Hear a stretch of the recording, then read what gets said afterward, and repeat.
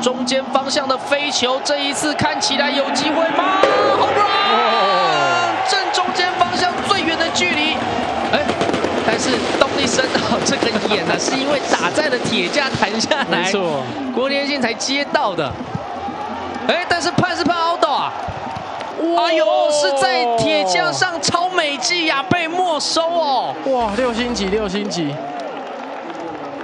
那现在裁判是要开会了，不过如果看刚刚那个慢动作的话，应该是接到了啦。全垒打了，打在铁架上啦。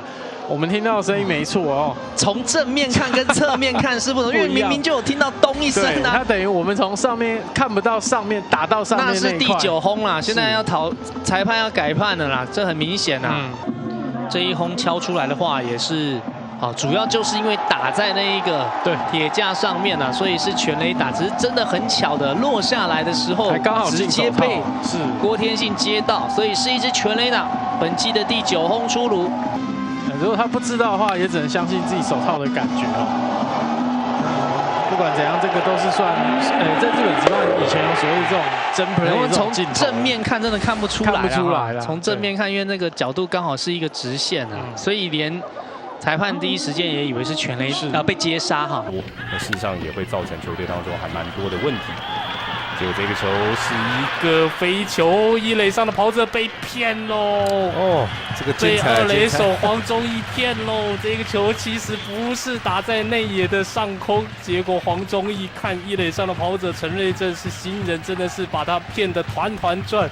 也使得这一支安打的效果不但是大打折扣，而且让兄弟象队在1局上半元气大伤。